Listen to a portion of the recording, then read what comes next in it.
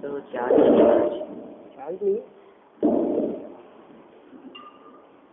तो 3-4 दिन से मेरे ही पास है ना, तो हो गया, वो डाउन हो गया, मैंने खत्म हो गया, चार नहीं होती, कोई बात नहीं, इससे ले लेंगे, जो बात बोल रहे हैं।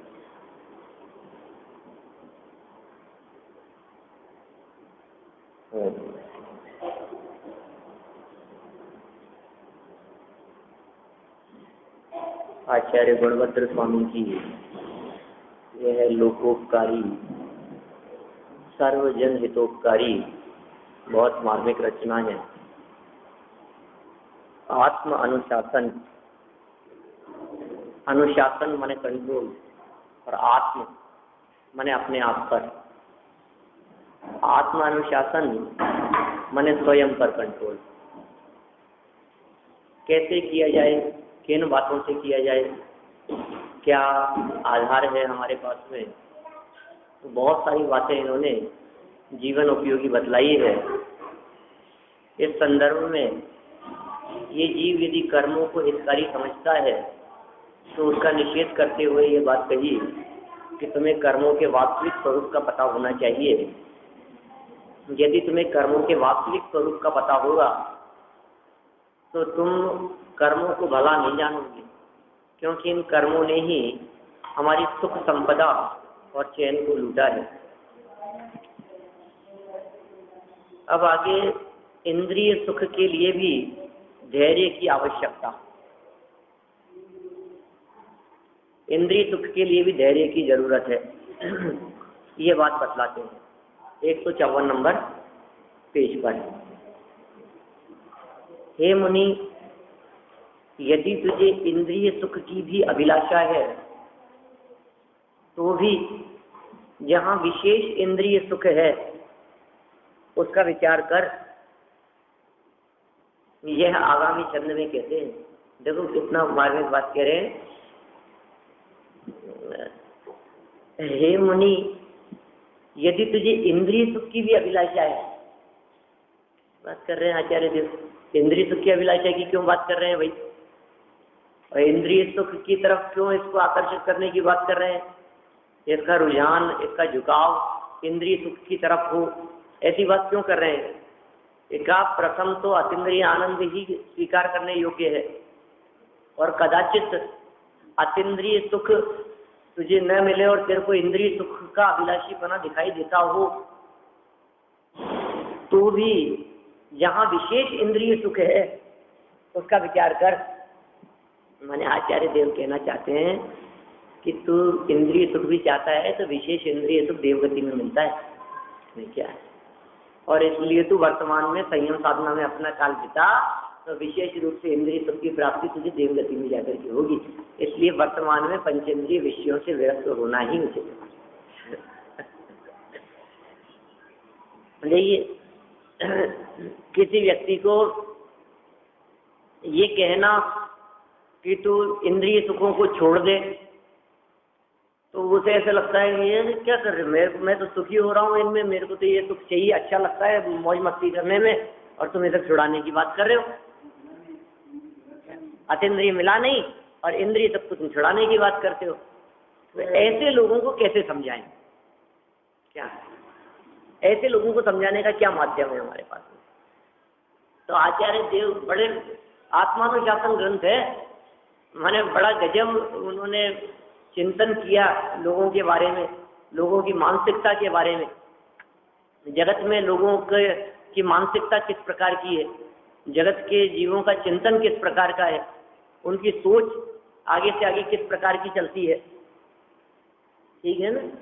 तो आचार्य देव ने यहाँ कितना कह दिया मार्मिक शब्दों में, अरे तू यदि इंद्रिय सुख को चाहता है तो चल तुझे इंद्रिय सुख मिले, पहले ये बता कैसे इंद्रिय सुख चाहिए, अच्छे इंद्रिय सुख चाहिए या खराब चाहिए? सिर्फ आम खाने की इच्छा है ना, तो सड़ा हुआ आम खाना है कि अच्छा हाफुस आम खाना है? तू नक्की कर पहले। इंद्रिय सुख की बात कर रहा है ना। तेरे को लड्डू खाना है तो 6 महीने पुराना सड़ा हुआ लड्डू खाना है कि अभी ताजा बना हुआ प्राप्त स्वादिष्ट मेवा से युक्त बहुत अच्छा वो लड्डू खाना है? तो नक्की कर पहले। तो कौन व्यक्ति ये होगा जो सड़ा गला खाने की बात कहेगा? दुनिया में हर व्यक्ति यही कहता है, नहीं नहीं बहुत अच्छा, बहुत अच्छा, अच्छा ही चाहिए। मतलब इंद्रिय सुख भी हमारे को हीन नहीं चाहिए, उत्कृष्ट चाहिए। ये बात हर व्यक्ति के मन में बैठी हुई है। टीवी चाहिए, कैसी चाहिए बोलो आपको? अच्छी चाहिए कि खराब चाहिए? कौन सा इंद्रिय का विषय ऐसा है जिसको ये समझता है कि खराब चलेगा? स्पर्शन रसना घ्राण चक्षु कर्ण, स्पर्शन इंद्रिय का विषय मान लो आप।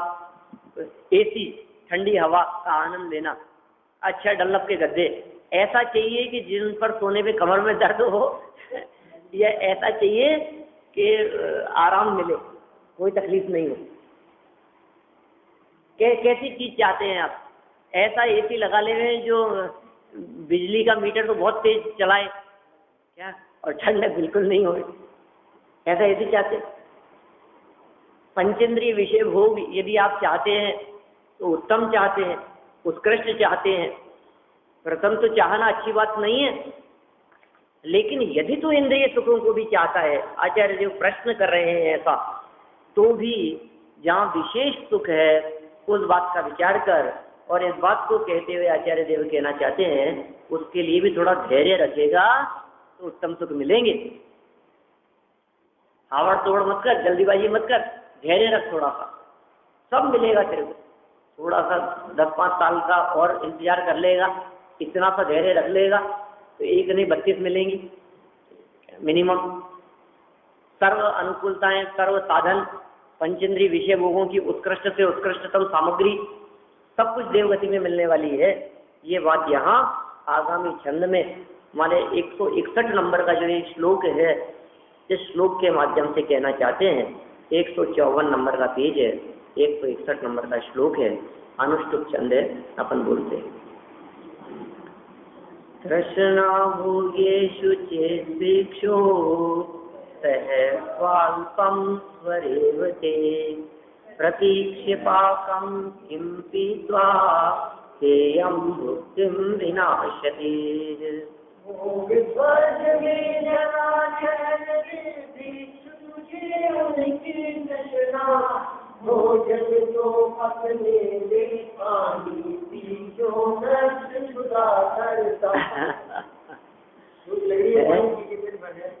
भोग स्वर्ग में है, तेरे को पंचेंद्रिय भोग चाहिए ना, तेरे को इंद्रिय विषय चाहिए। तो इंद्रिय विषय पंचेंद्रिय भोग तो स्वर्ग में जैसे मिलते हैं वैसे यहाँ नहीं मिलेंगे। स्वर्गों जैसे इंद्रिय सुख यहाँ नहीं है। भोग स्वर्ग में ठहर जरा रे, ठहर जा, रुक तो सही थोड़ा सा, ठहर जरा रे भिक्षु तुझे उनकी तृष्णा। हे विष्णु, भिक्षु तपस्वी को समझा रहे हैं, मुनिराजों को संबोधन कर रहे हैं। ये साधक, ये आराधक, ये आराधना करने वाले, हे आत्मार्थी, आत्म सुख की इच्छा रखने वाले, यदि तेरे हृदय में पंचेंद्रिय सुख की भी इच्छा हो, भोगों को भोगने की, तो वे भोग भी स्वर्ग में मिलते हैं। इसलिए थोड़ा सा ठहर, यदि तुझे उनकी भी तृष्णा है तो, विषयों की तृष्णा है तो भी थोड़ा तो ठहर। इतनी जल्दीबाजी मत कर। इतनी जल्दीबाजी में यदि तूने भोजन फटाफट उतार करके खाने का प्रयास किया तो तेरी चेष्टा ऐसी होगी कि कच्चा ही भोजन खाएगा। भोजन पक रहा है, पानी पी करके अपनी क्षुधा को नष्ट मत कर। रहा नहीं जा रहा मेरे से, तो रहा नहीं जा रहा, क्या रुका नहीं जा रहा मेरे से। ऐसा होता है ना, बच्चे होते हैं छोटे छोटे से, किसी चीज के बारे में चॉकलेट देख करके, आइसक्रीम देख करके, मेरे को तो अभी फिर उसको कहो शाम को लेना, फिर 10 मिनट बाद में तो फिर ले लूँ क्या? फिर 2 मिनट बाद में फिर पूछेगा तो फिर अब ले लूँ क्या? क्या हमारे रहा नहीं जाता। जैसे बच्चों की बात करते हैं उसी तरह से बड़े भी कम नहीं है। हमारी जो तृष्णाएं हैं, आकांक्षाएं हैं, इच्छाएं हैं, उन सभी के बारे में यहाँ ऐसा कह रहे हैं, आप धैर्य रखेंगे तो आप उत्तम वस्तु को प्राप्त कर पाएंगे।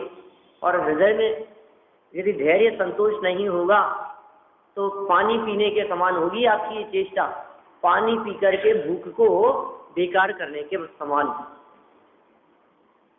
देखिए अर्थ भावार्थ नीचे चलते। हे भिक्षुक मुनि, भिक्षा मांगने वाले, सन्यासी, वैरागी, तपस्वी, साधक, आराधक, मुनि, श्रमण, साधु, उपासक, क्या कह रहे हैं? यदि तुझे विषय भोगों की चाह है तो, चाह है तो की बात कर रहे हैं, चाह नहीं है तो बहुत अच्छी बात है, चाह नहीं है तो हम तेरे उन परिणामों की प्रशंसा करते हैं। तेरे मन में यदि विषय भोगों की चाह नहीं है तो हम उसकी प्रशंसा करते हैं। लेकिन यदि तुझे विषय भोगों की चाह है तो थोड़ा सहनशील हो,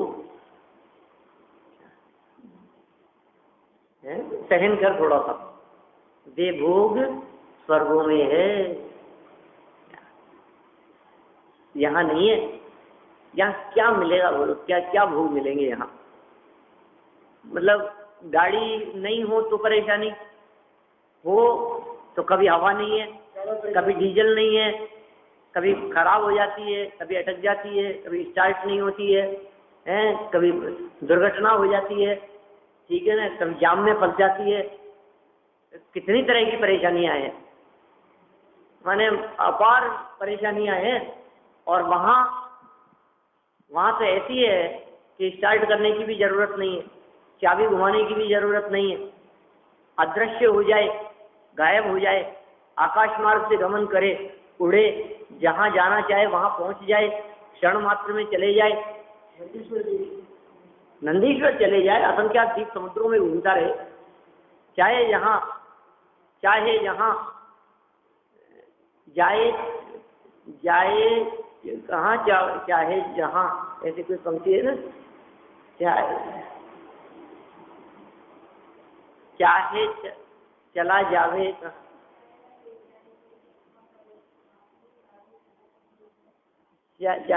हाँ ये उसी की है, मूल गाथा है ऐसी, पद्यानुवाद है उसका। को प्राप्त हो चाहे जहाँ, चाहे चला जाए कहाँ, क्या है तो ये एक दो शब्द आगे पीछे है, ऐसा ही कुछ है, ख्याल में नहीं आ रहा स्पष्ट। समयसार की गाथा है, जावे चला चाहे जहाँ, ऐसा है। सिद्ध जाए या विद जाए कोई, अथवा प्रलय को प्राप्त हो, चाहे चला जाए कहीं पर, जावे चला चाहे जहाँ, पर परिग्रह मेरा नहीं। आचार्य कुंद कुंद की गाथा है मूल। जावे चला चाहे जहाँ, जावे चला चाहे जहाँ, चला जावे मतलब कहीं पर भी, मेरा है ही नहीं, चले जाओ ना कहीं, मुझे काहे की चिंता है। अरे साहब गाड़ी उठा करके ले गए, चले गई तो चले गई, ये चले गया, कपड़े सूखने डाले थे, बंदर उठा करके ले गया, अब क्या करे, ले गया तो ले गया। चाहे चला जाए, चाहे जाए चला चाहे जहाँ, जाए चला चाहे जहाँ, चला जाए कहीं पर भी, मेरा नहीं है। लेकिन भी वो ये कह रहे हैं, वो जो देवगति के जीव हैं वो सब जगह जा सकते हैं, आप सब जगह जा नहीं सकते। मोबाइल हो तो परेशानी, गांव में चलता नहीं है, कहीं नेटवर्क आता नहीं है, कहीं स्विच ऑफ हो जाता है, कहीं आवाज़ कटती है, बेसमेंट में चले जाओ तो नहीं चलता है, मतलब कितनी तरह की परेशानियाँ हैं।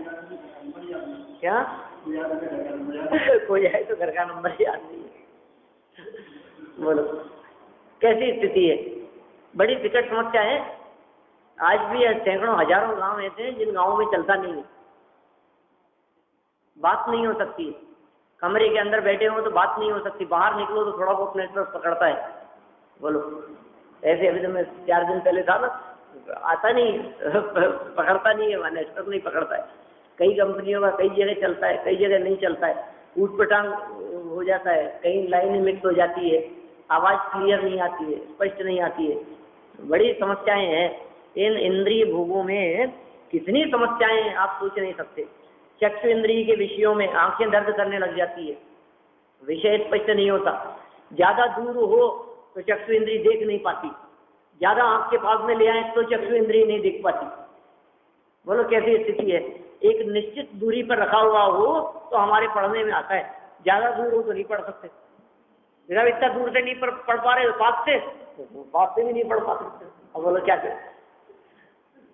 जो 1-1.5 फीट की दूरी, जो एक निश्चित दूरी है, इतनी दूरी के बिना हम पढ़ नहीं सकते।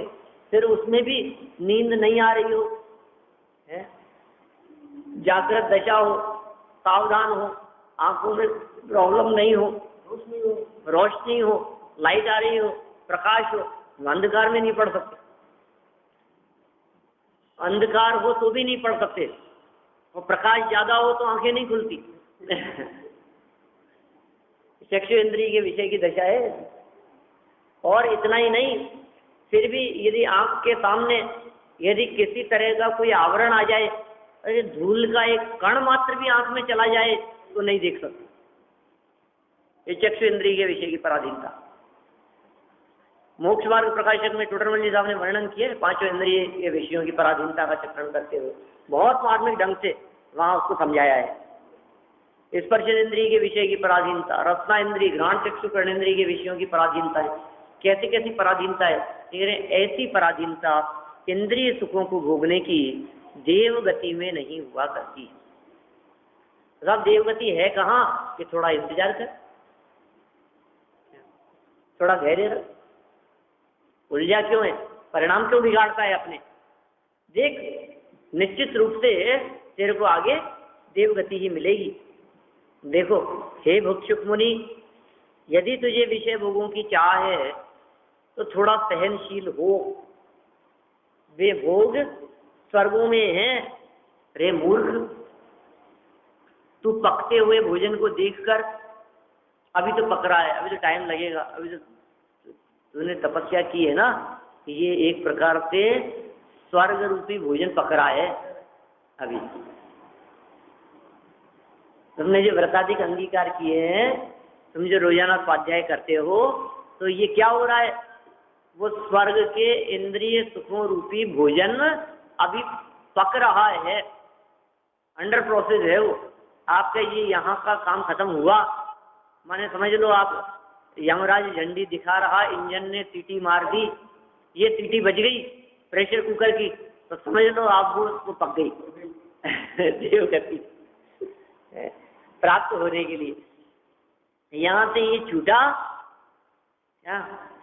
कब पक करके मिलेगा ना कुकर में से, तो कब यहाँ सीटी बजी और खुलेगा कुकर और फिर पका हुआ निकलेगा अंदर से, तो इंतजार कर, धैर्य रख थोड़ा सा। ऐसा मत सोच पता नहीं कब सीटी बजेगी, कब पकेगा और कब मिलेगा, मुझे तो बहुत तेज भूख लग रही है, ऐसा विचार करके जलादि को ही पीकर भोजन का नाश क्यों करता है। ऐसा मत कर रे मूर्ख। किसी आदमी को कह के देखो,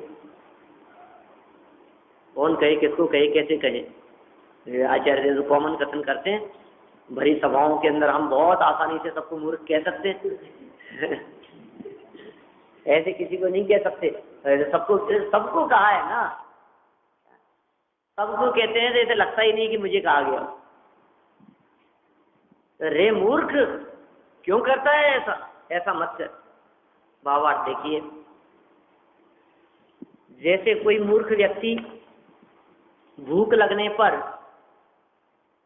पकते हुए भोजन को प्रत्यक्ष देखकर भी, क्या भूख लग रही है, भोजन को पकता हुआ देख रहा है, प्रत्यक्ष दिखाई दे रहा है, तो जब तक भोजन पककर तैयार हो तब तक धैर्य धारण नहीं करता।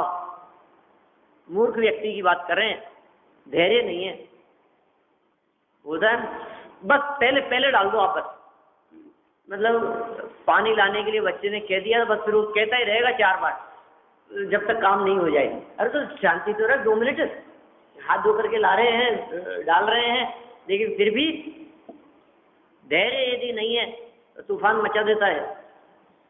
ये कह रहे हैं धैर्य धारण नहीं करता, उतनी देर तक भी भूख सहन नहीं करता। कितनी देर तक? पकने तक। गरम गरम बन कर, आप तो ठंडी डाल दो, नहीं आप भूख लग रही है बहुत तेज मेरे को, कोई गरम गरम के चक्कर में मत जाओ।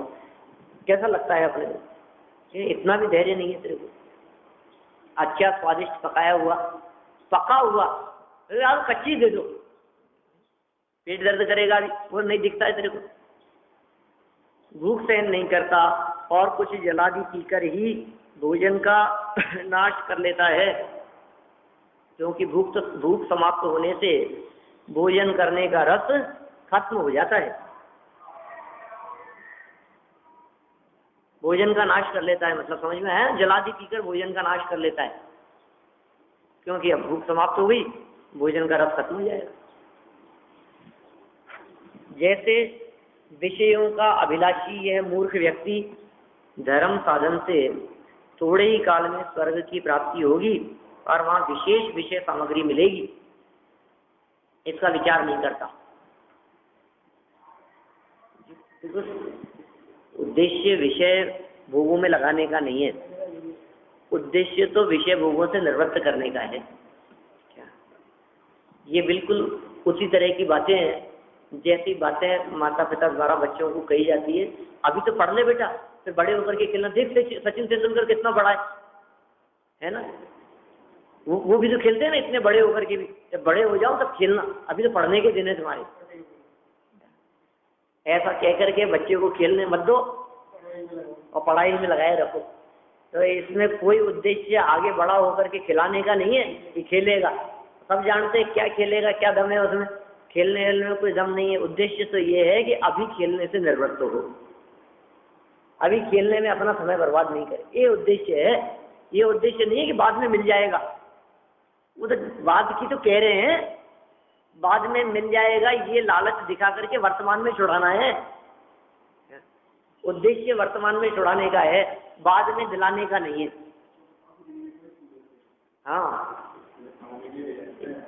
तो यहाँ जो त्याग की जो बात की जा रही है, ये बात इसीलिए कर रहे हैं, तू तो पंचेंद्रिय विषय भोगों का त्याग कर, क्या होगा फिर देख, फिर मिलेगा।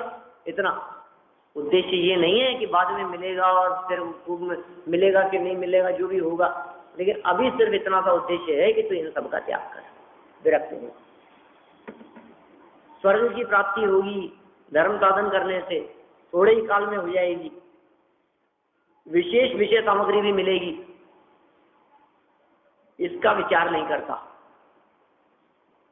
और जब तक मनुष्य आयु पूर्ण होकर स्वर्ग की प्राप्ति हो, बोलो, मनुष्य आयु पूर्ण होकर के जब तक स्वर्ग की प्राप्ति हो तब तक धैर्य धारण नहीं करता।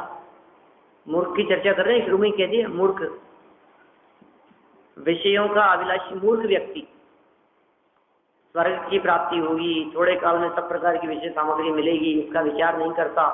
अर्थात जब तक मनुष्य आयु पूर्ण होकर स्वर्ग की प्राप्ति हो तब तक धैर्य धारण नहीं करता, इतने काल तक भी इच्छाओं की आकुलता को सहन नहीं करता, और यहाँ सदोष भोजन आदि कुछ विषय सेवन करके स्वर्ग सुख का नाश करता है।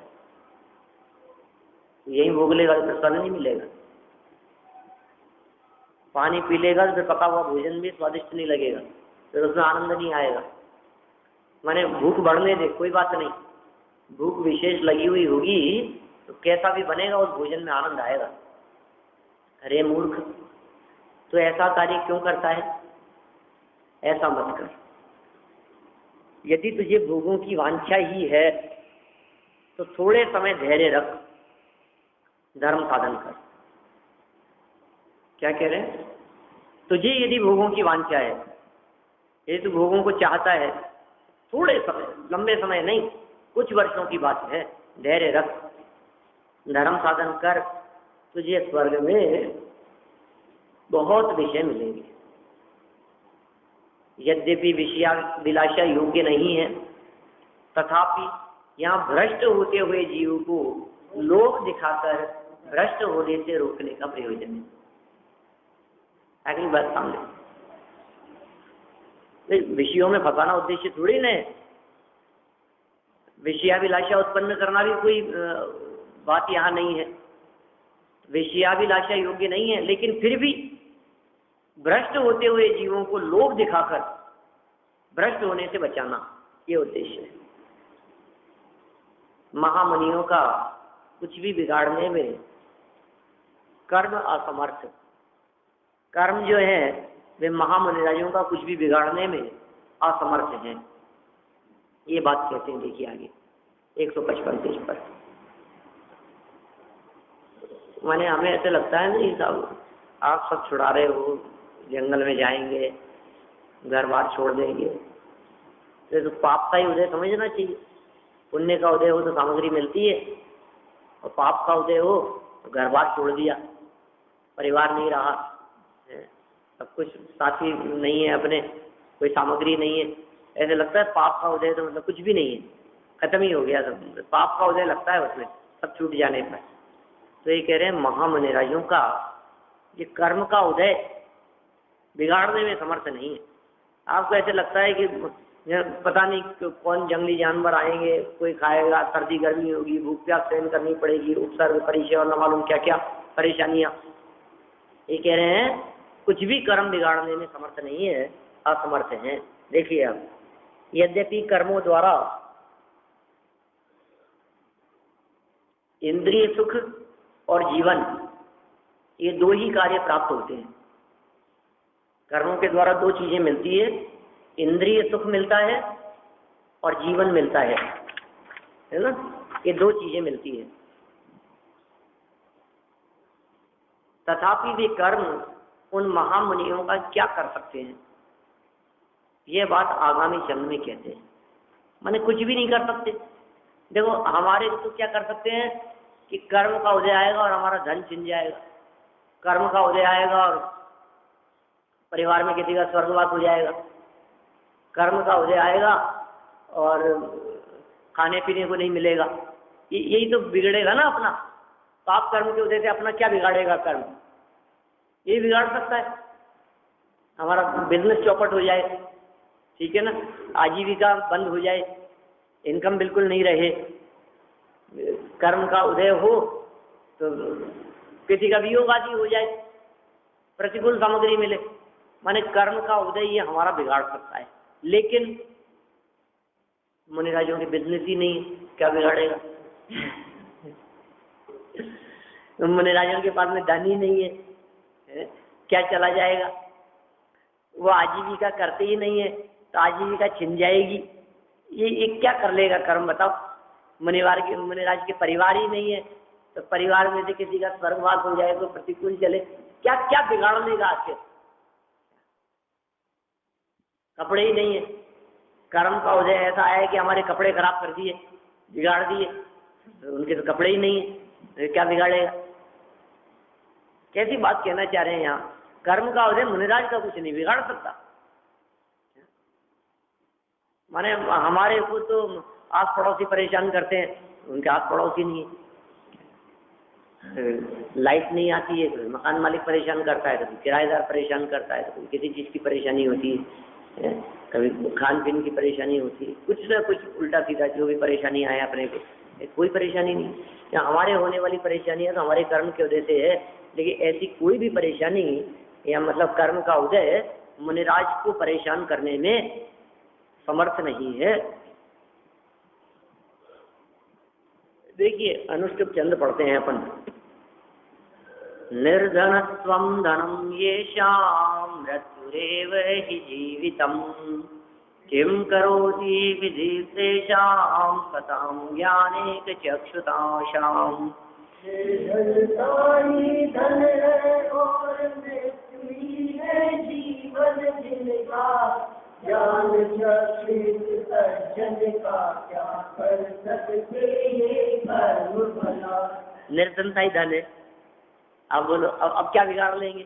धन छीन लो इनसे, कहा इनके पास तो है ही नहीं। इनकी निर्धनता ही असली निर्धनता ही धन है का मतलब निष्परिग्रही रहना ही उनका असली बहुमूल्य धन रत्न वैभव है उनका।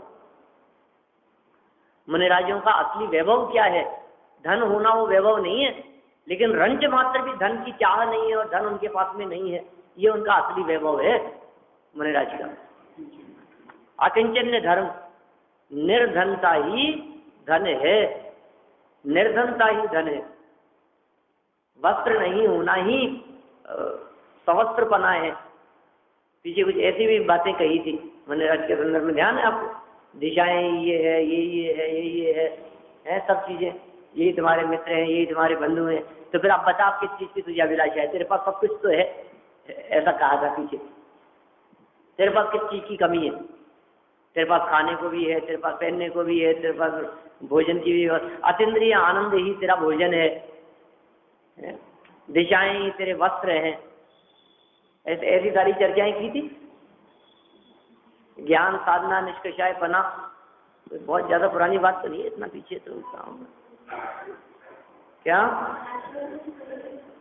हाँ 10-15 दिन महीना भर हो गया होगा शायद। चलिए खैर, यहाँ कह रहे हैं मुनिराजों के संदर्भ में, कौन बिगाड़े बतलाओ, इसका क्या बिगाड़े?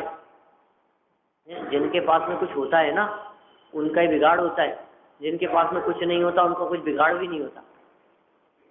मैंने एक दिन पहले भी ऐसा उदाहरण दिया था कि जिसके पास में गाड़ी है उसका चालान होता है, जो पैदल चल रहा हो, रॉन्ग साइड चल रहा हो, बीच सड़क पे खड़ा हो, अभिकारी हो, और उसका क्या लूट लेगा, क्या रसीद बना देगा, क्या चालान काट देगा कोई? बोलो। हाँ बोलो। गुफा मात्र तेरा घर जो दिशा रूप परिणाम पहल सबकी वृद्धि इसके भोजन है नदी है तेरा बाहर। 151 नंबर का श्लोक है। बोलो कैसे सुंदर बात, मार्मिक बात कही थी।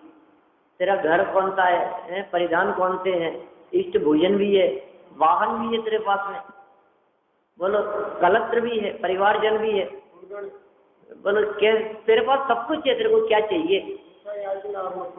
वर्षा याचना, अब तुझे क्या चाहिए? एक ऐसी बात। निर्धनता ही धन है। यहाँ कह रहे हैं कर्म क्या बिगाड़ेगा तेरा? बोल क्या बिगाड़ लेगा तेरा कर्म? कि साहब कर्म का उदय प्रतिकूल होता है तो सारी परिस्थितियां हमारे प्रतिकूल चलती है। कौन सी परिस्थितियां? जिनकी दृष्टि परिस्थिति से हट गई हो, अभी परिस्थितियां उनका क्या बिगाड़ेगी? कर्म क्या बिगाड़ेगा? आंखों से नहीं दिखेगा, कान से नहीं सुनाई देगा, घुटनों से चला नहीं जाएगा, उठा बैठा नहीं जाएगा। उठना बैठना ही जिनको नहीं हो, तो घुटनों का दर्द तो उनको परेशान करेगा जिनको उठना बैठना हो।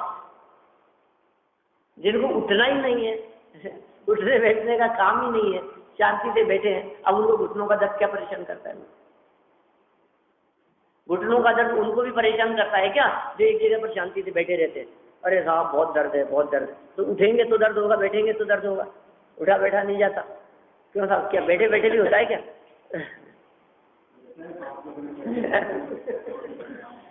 तो भी उससे दृष्टि हटा लेते हैं मुनिराज।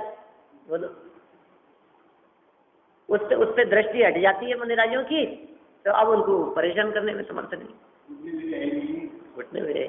वही बात है, निर्धनता ही धन है और मृत्यु ही है जीवन जिनका। जिनका जीवन क्या है? मृत्यु, उसको जीवन मान करके चलते हैं। माने जिंदगी तो छूटने ही वाली है और ये मृत्यु अवश्य वर्ण करेगी, मेरे को हर काल में वर्ण करेगी, उसी को अपना जीवन समझते हैं। मृत्यु को जीवन समझते हैं, मतलब समाधि की आराधना करते हैं, समाधि की भावना बातें, मृत्यु को जीवन समझते हैं, मतलब ये है। ज्ञान चक्षु युक्त, ज्ञान चक्षु से जो सहित हैं ऐसे सज्जनों का, जिनके पास में ज्ञान नेत्र है, समझ है, विवेक है, विचार है, बुद्धि है, गहरा चिंतन जिनके पास में है, ज्ञान चक्षु युक्त, ज्ञान रूपी नेत्रों से जो सहित हैं ऐसे सज्जनों का, ऐसे सज्जन ज्ञानी पुरुषों का क्या कर सकते हैं ये कर्म भला? भला ये कर्म उनका क्या बिगाड़ सकते हैं? बोलो। कई लोग कई तरह की बातें करते हैं ना, ये मेरा क्या बिगाड़ देगा। क्यों? जिस व्यक्ति ने कवच पहन रखा हो उस व्यक्ति को तलवार या बंदूक की गोली क्या कर सकती है? कुछ नहीं कर सकती, कवच पहन रखा है उसने।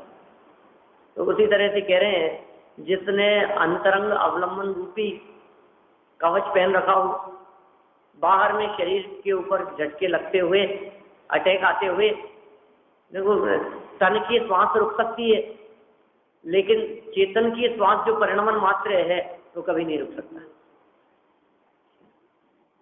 तो कभी नहीं रुक सकता। यदि कभी अटैक आ जाए तो मर जाएगा ना, कि मरता ही नहीं है कभी, कैसे मरेगा? चिंता का काम ही नहीं।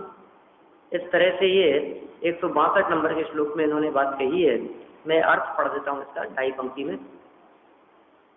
निर्धनता ही जिनका धन है और मरण ही जिनका जीवन है, और जो ज्ञान ही जिनका नेत्र है, ऐसे संत पुरुषों का विधाता। 3 बातें कही है पीछे, निर्धनता धन, मरण जीवन और ज्ञान नेत्र। ये 3 चीजें जिसके पास में है, संत पुरुष हैं, उनका विधाता अर्थात कर्म क्या कर सकते हैं? अर्थात कुछ नहीं कर सकते।